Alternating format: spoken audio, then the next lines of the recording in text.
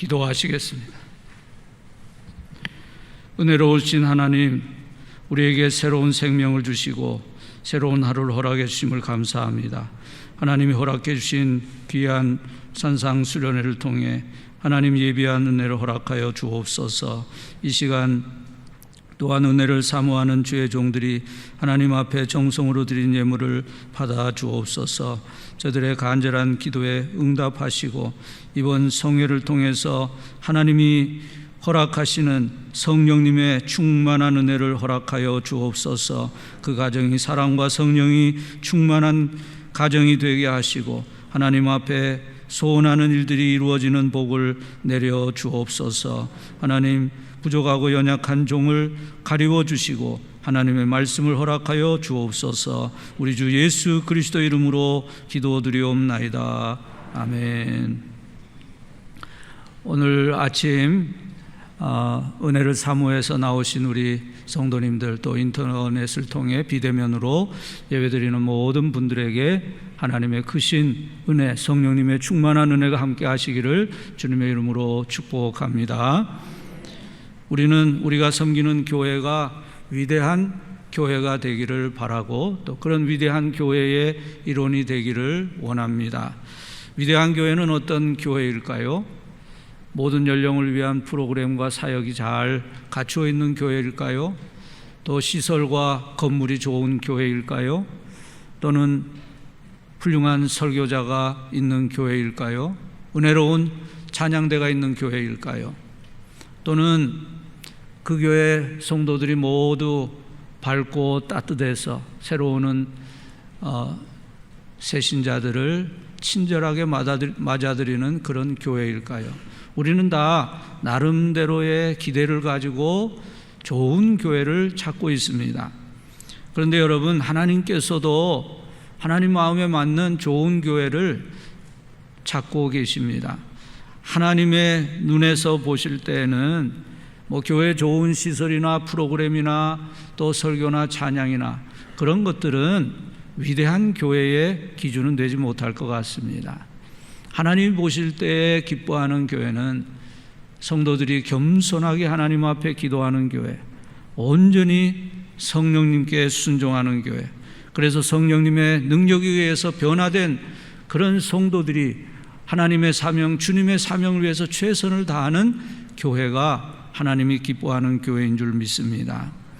그런데 여러분, 오늘 본문 사도행전 1장 15절 말씀에 보면 모인 무리의 수가 약 120명이나 되었다. 120명이라는 말은 모인 숫자가 많다, 그런 뜻인데, 예루살렘 교회는 사도행전을 보면 놀랍게 그 숫자가 늘어난 교회였습니다. 예루살렘 교회는 모든 교회의 모델이 되는 참으로 위대한 교회이었습니다. 그래서 박해 가운데서도 그 숫자가 놀랍게 성장했습니다. 사도행전 2장 41절에 보면 베드로 사도의 설교를 듣고 세례받은 사람이 3,000명이나 된다고 했습니다. 또 2장 47절에 보면 하나님을 찬미하며 또 온 백성에게 칭송을 받으니 주께서 구원받는 사람을 날마다 더하게 하셨습니다. 사도행전 4장 4절을 보면 말씀을 들은 사람 중에 믿는 자가 많으니 남자의 수가 약 5,000이나 되었다고 했고, 또 사도행전 5장 12절에 보면 사도들의 손을 통해 나타난 표적과 기사들로 인해서 믿고 주께로 나오는 자가 더 많으니 남녀의 큰 무리였다고 했습니다. 또 사도행전 6장 1절에 보면 그때의 제자가 더 많아졌고, 6장 7절에 보면 하나님의 말씀이 더 점점 왕성하여 예루살렘에 있는 제자의 수가 더 심히 많아지고 허다한 제사장의 무리도 이 도에 복종하였다고 했습니다. 이런 말씀들을 잘 계산해 보면 예루살렘 교회는 2, 3년 안에 5만 명, 10만 명으로 늘어난 것을 알 수 있습니다. 여러분, 예루살렘 교회의 부흥을 당연한 것으로 생각해서는 안 됩니다. 어제도 말씀드렸지만 당시 예루살렘은 교회가 성장하기에는 가장 어려운 여건의 교회이었습니다. 그곳 예루살렘 사람들은 가장 배타적인 유대 교도들이었습니다. 그들은 하나님을 살해한 사람들입니다. 하나님의 아들 예수님을 나무에 매달고 내가 하나님의 아들 그리스도여든 이곳으로 내려와 보라 소리치는 사람들이었습니다. 그리고 그런 일이 일어난 지 2달도 되지 않아서 교회가 시작되었습니다. 예루살렘은 정말 교회가 부흥하기에는 너무나 어려운 여건이었습니다. 박해 가운데에서 건물도 없이 핍박을 받으면서 성도들이 신앙생활을 했지만 예루살렘 교회는 계속해서 성장하게 되었습니다. 120명에서 시작한 그런 교회가 수만 명이 넘는 그런 교회로 성장했습니다. 어떻게 그런 부흥이 가능하게 되었습니까? 사도행전 1장 14절 말씀을 다시 한번 읽어봅니다. 여러분 함께 읽어보시죠. 사도행전 1장 14절 말씀 같이 읽으십니다. 시작. 여자들과 예수의 어머니 마리아와 예수의 아우들과 더불어 마음을 같이하여 오로지 기도에 힘쓰니라. 예, 아멘. 여기서 우리가 주목할 말은 마음을 같이하여라 하는 말입니다. 예루살렘 교회 성도들은 마음을 같이해서 오로지 기도에 힘썼습니다. 또 사도행전 2장 1절 말씀도 우리 함께 읽어봅니다. 2장 1절 말씀 시작. 오순절 날이 이미 이르매 그들이 다 같이 한 곳에 모였더니, 여기서도 다 같이라는 말이 나옵니다. 사도행전을 계속 읽어보면 마음을 같이하여 기도하였다 하는 말이 반복해서 나옵니다. 그러니까 예루살렘 교회는 마음을 같이하여 오로지 기도에 힘썼기 때문에 부흥할 수 있었습니다.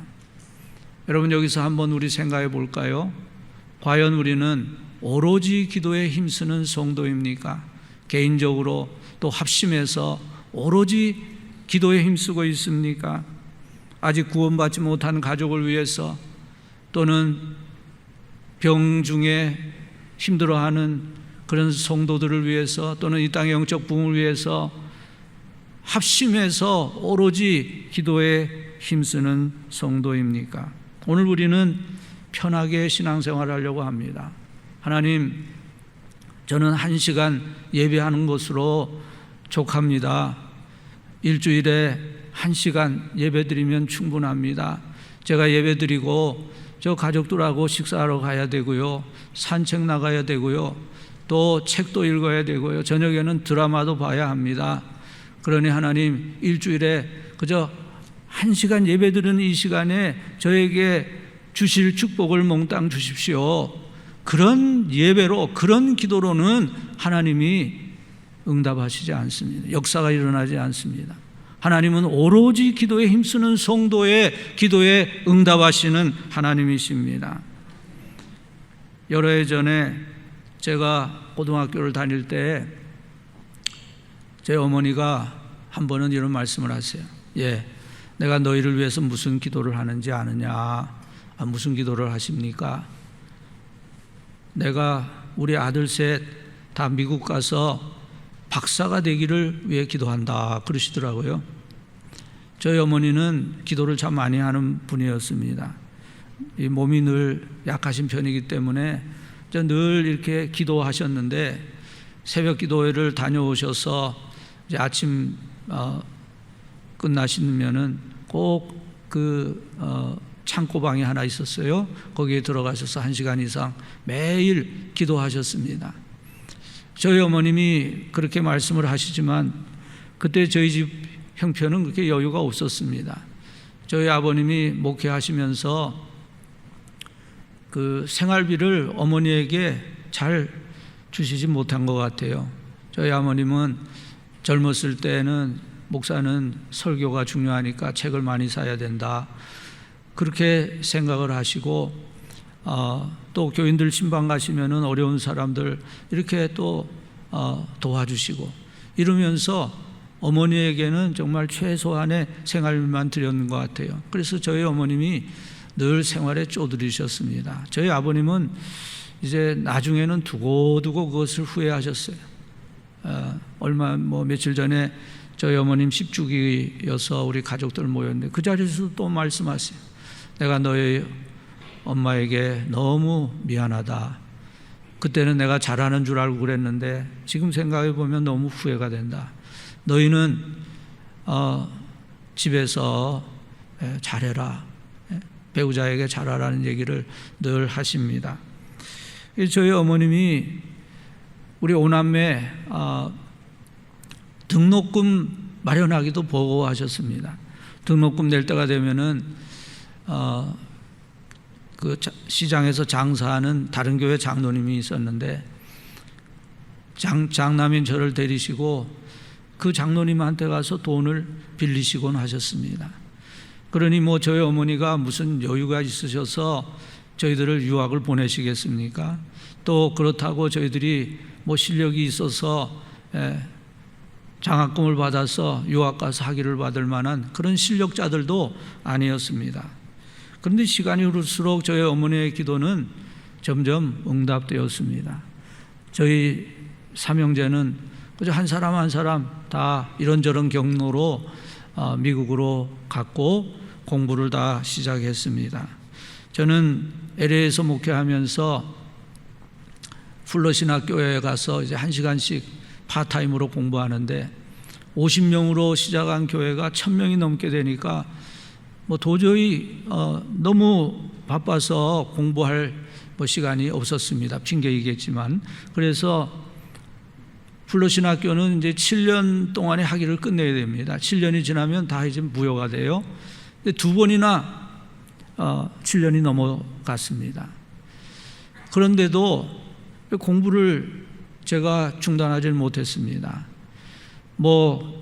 목회하는 데는 박사학위가 아무 소용이 없고 아무 지장이 없어. 교회는 계속 성장하고 있었는데 교인 중에 누가 하나도 목사님 왜 학위를 안 받으십니까? 그런 사람도 아무도 없었어요.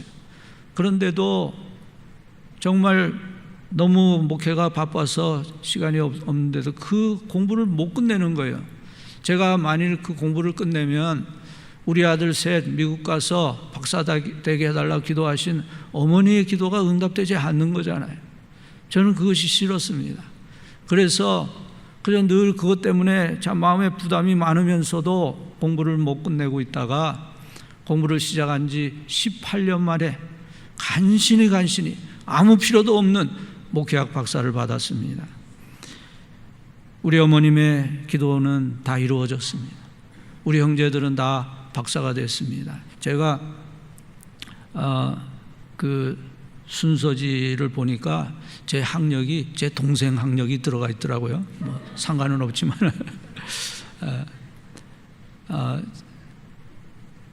하나님께서 우리 어머님의 그 간절한 기도를 응답하셨습니다. 하나님은 전능하신 하나님이십니다. 하나님은 전능하신 하나님을 믿고 믿음으로 전진하는 성도의 기도에 응답해 주십니다. 여러분이 여러분의 자녀에게도 전능하신 하나님을 심어주고 그 자녀를 위해서 끊임없이 기도하십시오. 하나님께서 여러분과 여러분의 자녀의 삶을 인도하실 것입니다. 예수님의 제자들과 여자들과 예수님의 어머니와 아우들과 그곳에 모인 120명의 성도들은 마음을 같이하여 오로지 기도에 힘쓸 때 그들은 다 성령의 충만함을 받고 능력 있는 전도자들이 되었습니다.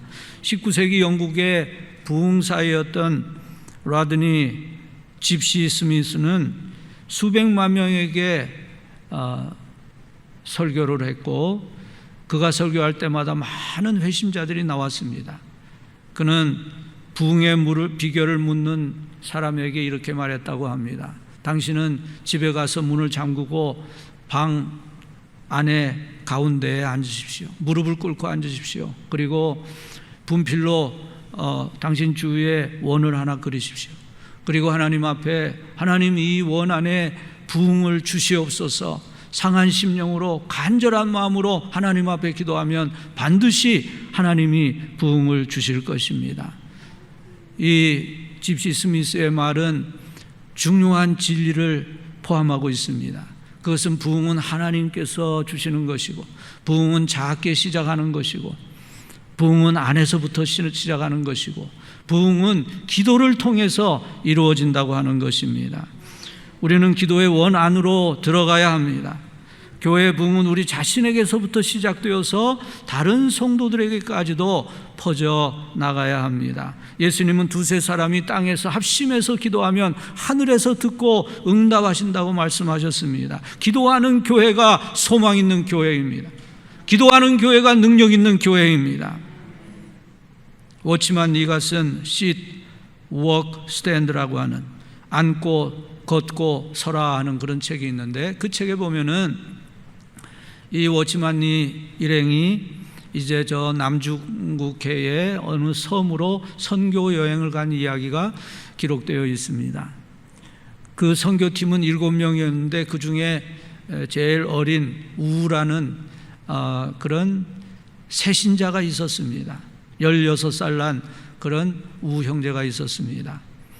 그런데 그 섬의 학교 교장으로 있는 사람은 워치만 니와 함께 공부를 같이 한 사람이었는데도 이들이 전도하기 위해서 왔다 하는 말을 듣고는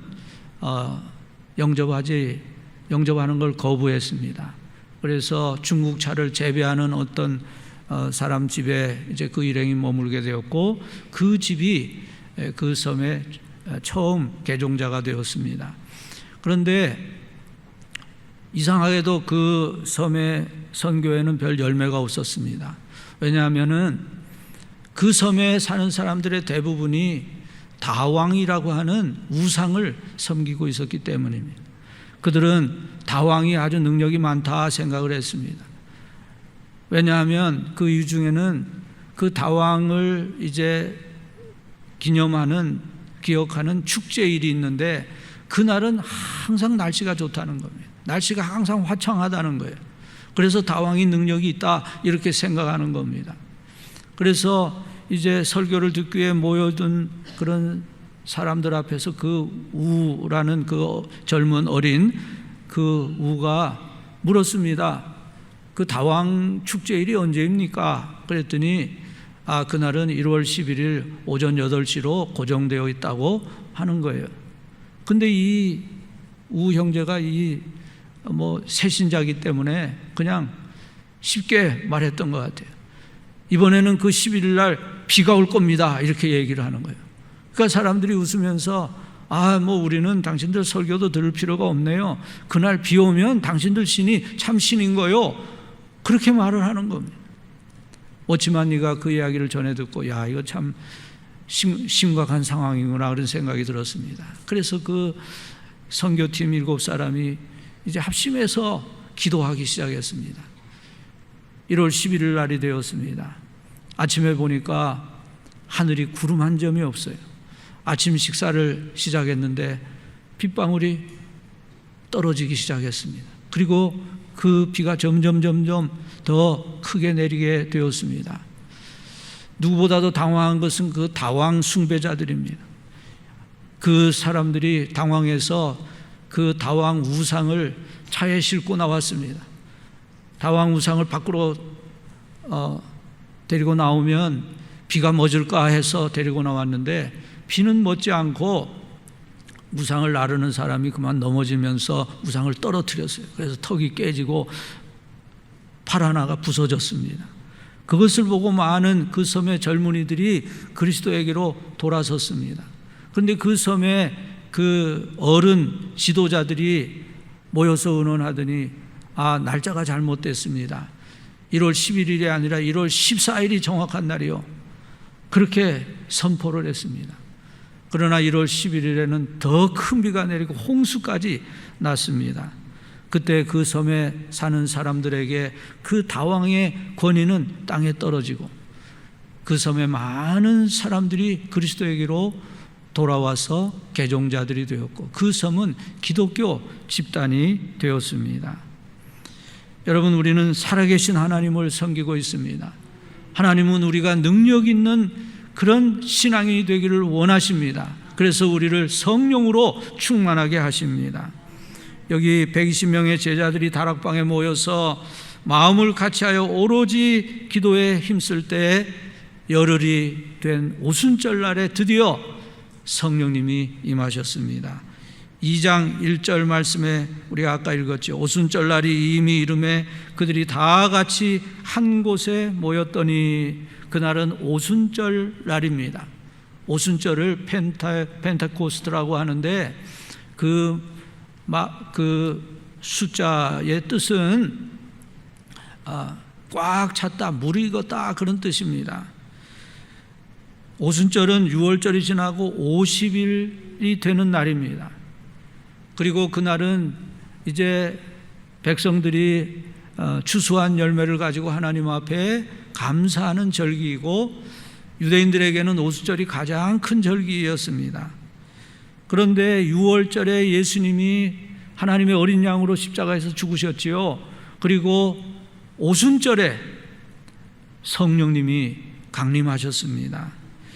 오순절 날이 이미 이르렀다 하는 말은 하나님의 때가 다 찼다 하는 뜻입니다. 하나님은 성도들이 합심해서 기도하면서 은혜 받을 준비가 되었을 때, 그리고 오순절 절기에서 많은 사람들이 예루살렘으로 모여오는 그날에 성령님을 보내주셔서 구원의 대사건이 일어나게 하셨습니다. 하나님은 구원의 사건을 국제적인 사건, 보편적인 사건으로 확대하셨습니다. 여러 나라에서 온 유대인들이 구원의 복음으로 초대되었습니다. 여러분, 하나님의 때가 있습니다. 그 하나님의 때가 가장 좋은 때입니다. 우리는 항상 조급할 때가 많습니다. 그러나 하나님은 조급하시지 않습니다. 하나님은 기다리십니다. 가장 좋은 때가 될 때까지 기다리십니다. 하나님은 오순절이 될 때까지 기다리셨습니다. 그 때가 무르익었을 때에 성령님을 보내주셨습니다. 그날 무슨 일이 일어났습니까? 2절과 3절 말씀 우리 같이 읽어보실까요? 2절 3절 시작. 호련히 하늘로부터 급하고 강한 바람 같은 소리가 있어 그들이 앉은 온 집에 가득하며 마치 불의 혀처럼 갈라지는 것들이 그들에게 보여 각 사람 위에 하나씩 임하여 있더니, 여러분이 그 다락방에 제자들과 같이 앉아 있다고 생각해 보십시오. 그 120명의 무리들과 함께 성령님이 임하시기를 간절히 오로지 기도에 힘쓰고 있습니다. 성령님이 임하시면 무슨 일이 일어날지는 잘 모르지만, 그러나 주님이 말씀하셨기 때문에 소망을 가지고 기도하고 있습니다. 그런데 갑자기 바람 소리가 들려옵니다. 처음에는 목 뒤에서 조그맣게 시작한 바람 소리가 점점 커지고 그 소리가 큰 바람 소리로 바뀝니다. 문이 잠겨 있는데도 바람 소리가 들려요. 성경은 바람 같은 소리라고 해서 바람이 부른 게 아니라 소리가 들린 겁니다. 그 소리는 하나님의 숨소리라 할 수 있습니다. 아담에게 생기를 불어넣으실 때 그 숨소리, 홍해를 가르실 때 그 바람소리가 그들에게 들려왔습니다. 여러분, 성령의 역사는 듣는 역사입니다. 하나님이 하시는 일을 듣는 그런 역사입니다. 우리가 믿음을 가지게 되면, 예수를 믿게 되면 하나님의 말씀을 듣게 되는데 그 하나님의 말씀이 새로운 말씀으로 들려집니다. 그 하나님의 말씀을 듣을 때 하나님의 사랑을 새롭게 깨닫게 됩니다. 하나님 말씀 들을 때 내 죄가 생각나서 마음이 찔리게 됩니다. 전에도 들었던 말씀을 들었는데 새롭게 전에는 듣지 못했던 말씀으로 들려지는 것, 이것이 성령님의 역사입니다. 그리고 그 소리는 급하고 강한 바람 같은 소리라고 했습니다. 그 소리는 갑자기 급하게 들려왔습니다. 하나님은 어떤 때는 급하게 일하십니다. 그리고 어떤 때는 또 천천히 일하십니다. 베드로의 설교를 듣고 회개하고 세례받은 사람들 3,000명은 급하게 변화된 사람들이에요. 그러나 또 어떤 때는 하나님이 사람의 마음을 서서히 변화시켜서 주변에 있는 사람이 저분이 달라지는구나, 그런데 어느 날 하나님의 은혜를 받습니다. 말씀을 듣고 은혜되고 은혜를 받고 구원받는 그런 역사가 일어납니다.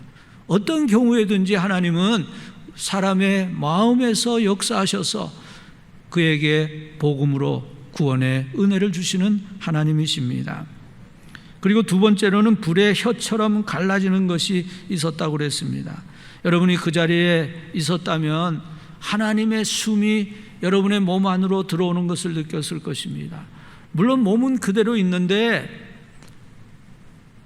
뭔가 하나님의 영이 들어와서 뭔가 마음이 달라지고 그리고 담대한 그런 하나님의 사람으로 변화되는 겁니다. 3절에 보면 마치 불의 혀처럼 갈라지는 것들이 그들에게 보여 각 사람 위에 하나씩 임하여 있었다라고 했습니다.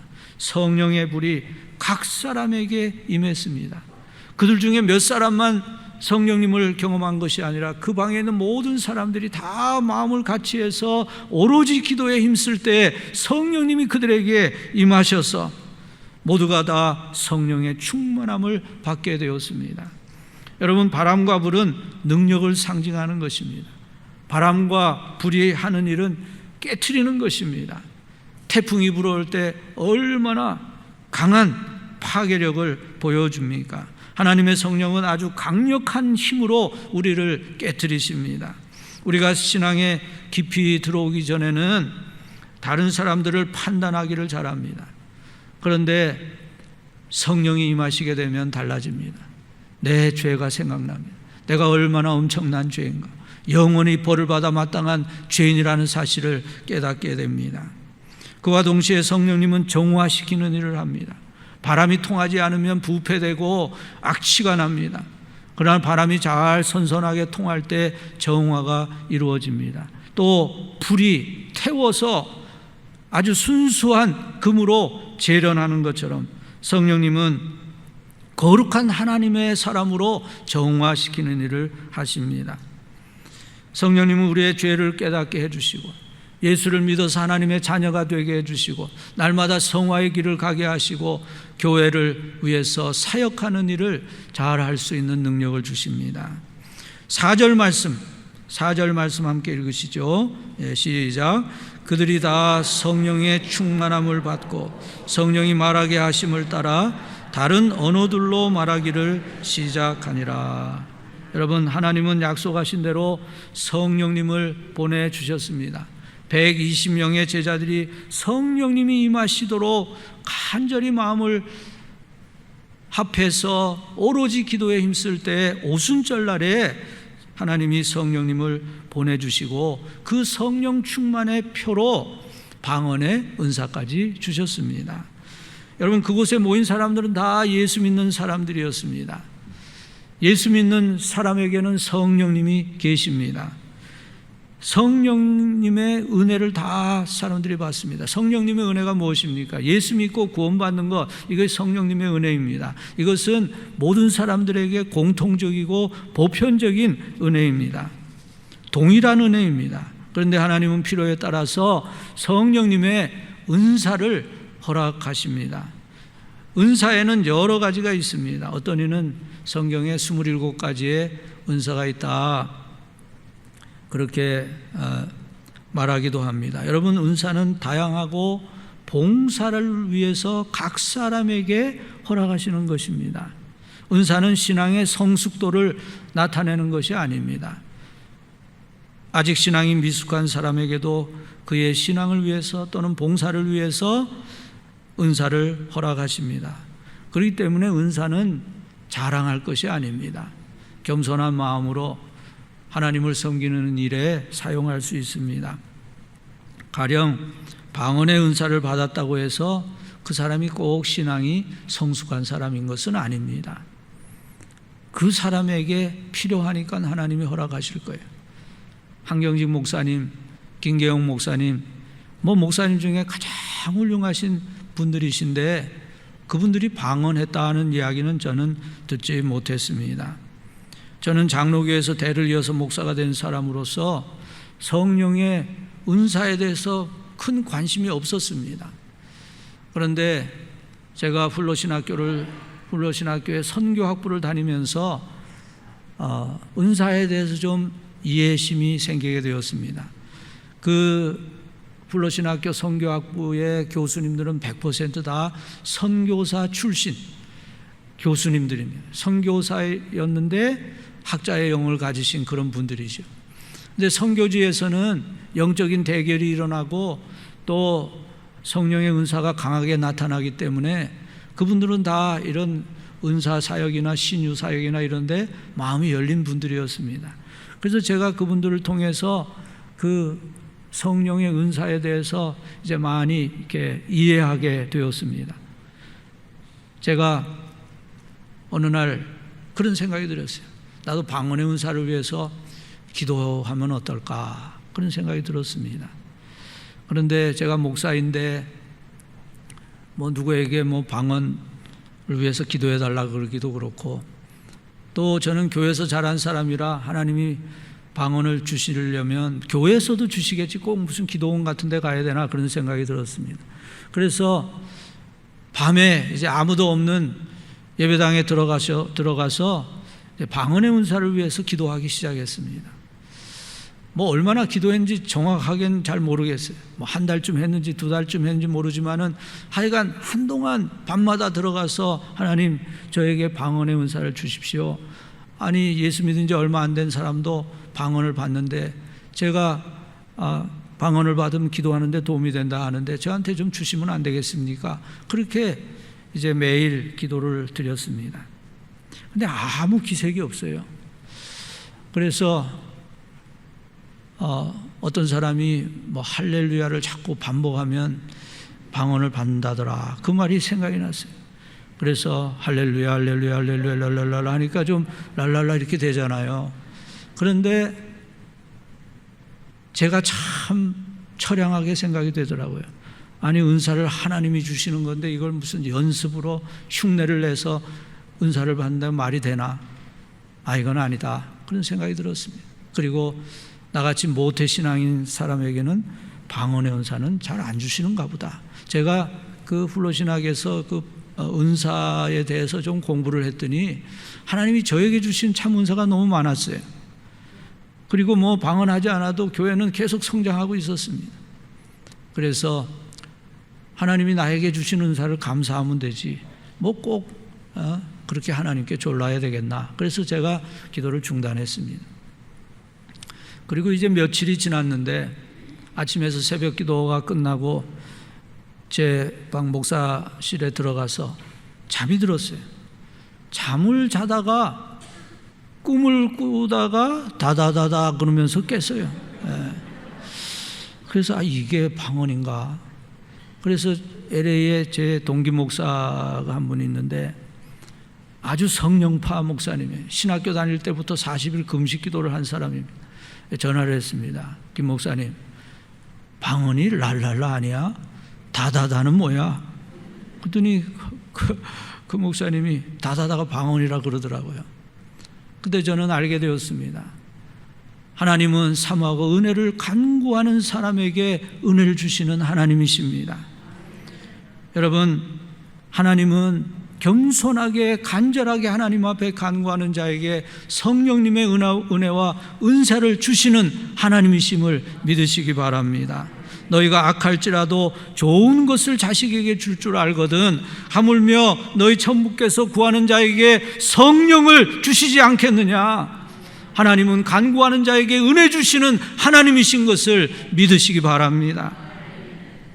예루살렘 교회는 위대한 교회였습니다.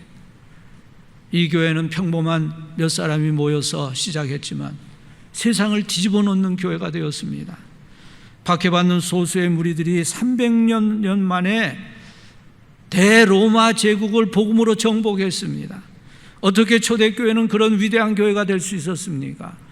그 이유는 예루살렘 교회의 성도들은 마음을 같이하여 합심해서 오로지 기도에 힘쓰는 교회였고 그 교회는 성령님이 임하신 교회였기 때문입니다. 영락교회는 성령으로 충만한 교회가 되기를 기도합니다. 영락교회 모든 가정들이 다 성령으로 충만하기를 기도합니다. 영락교회 성도님들 모두 한 사람 한 사람이 성령으로 충만하기를 기도합니다. 이 시간 우리 기도하실 때 성령 충만을 위해서 기도하시겠습니다. 주여 성령 충만을 주시옵소서. 성령님의 은혜와 은사를 주시옵소서. 다른 것은 없어도 좋습니다. 돈은 없어도 좋습니다. 명예는 없어도 좋습니다. 하나님의 은혜 없이는 살 수 없습니다. 하나님이 저를 사랑하신다면 저에게 성령님의 은혜와 은사를 주시옵소서. 하나님 앞에 간절히 기도할 때 하나님은 반드시 우리의 기도에 응답하실 줄 믿습니다. 영락교회가 성령으로 충만한 교회 되게 하시고 성령으로 충만한 성도가 되게 해달라고 기도하시기를 바랍니다. 이 시간 우리 통성으로 기도하시다가 우리 목사님의 인도를 따라서 또 기도하시고 가시겠는데요, 이 시간 다른 기도에 앞서서 먼저 우리가 다 성령으로 충만한 하나님의 사람 되게 하시고 오로지 기도에 힘쓰는, 기도를 회복하는 하나님의 사람 되게 해달라고 기도하십시오. 얼마나 시간이 많았습니까? 얼마나 기회가 많았습니까? 하나님께서는 언제나 우리를 성령으로 충만하게 해주시기를 원하고 계셨는데 우리가 하나님 앞에 기도하지 않았어요. 간구하지 않았어요. 은혜를 사모하지 않았습니다. 하나님 앞에 회개하며 하나님, 이제는 오로지 기도에 힘쓰는 종이 되기를 원합니다. 성령으로 충만하게 해 주옵소서. 우리 가정을 성령으로 충만하게 해주시고 교회를 성령으로 충만하게 해달라고 이 시간 우리 다 같이 합심해서 주여를 한번 외치시고 기도합니다. 주여! 하나님 아버지, 이 아침 저희들 하나님 앞에 기도합니다. 저희들을 성령으로 충만하게 하시옵소서. 아버지여, 저희들 하나님 앞에 기도하지 못했습니다. 아버지 하나님, 수십 년 신앙생활을 하면서도 성령님의 은혜와 은사를 사모하지 못하고 아버지 하나님 앞에 오로지 기도하지 못한 것을 용서하여 주옵소서. 아버지 하나님, 이제는 우리 하나님 앞에 날마다 기도하며 우리 하나님과 신령한 교제를 나누며 거룩한 하나님의 사람들로 우리 자신을 드릴 수 있도록 은혜로 허락하여 주옵소서. 하나님 아버지여, 하나님이 사랑하시는 아버지 하나님의 영락교회, 아버지 하나님 거룩한 하나님의 교회 되게 하시고 성령으로 충만한 교회가 되게 하시고 주님의 사랑으로 온전한 교회가 되게 하시옵소서. 아버지, 주의 사랑하는 모든 성도들에게 성령의 충만한 은혜로 허락하여 주옵소서. 이때는 우리가 은혜 받을 때가 되었습니다. 이때는 성령으로 충만할 때가 되었습니다. 우리에게 필요한 것은 영적 부흥입니다. 하나님이여, 은혜로 허락하여 주옵소서. 아버지 하나님이여, 참으로 하나님이 주시는 거룩한 성령으로 변화되게 하시고 아버지 하나님, 주님을 기쁘시게 드리는 하나님의 사람들 될 수 있도록 하나님이여 은혜로 허락하여 주옵소서. 아버지 하나님, 주님과 하나가 되게 하시고 하나님을 아버지 온전히 섬기는 하나님의 사람들 될 수 있도록 주여 은혜로 허락하여 주옵소서. 주의 사랑하는 모든 우리 믿음의 가정들을 복 주시사 아버지 하나님, 주님을 온전히 섬기는 거룩한 하나님의 사람들 다 될 수 있도록 하나님의 은혜로 허락하여 주옵소서.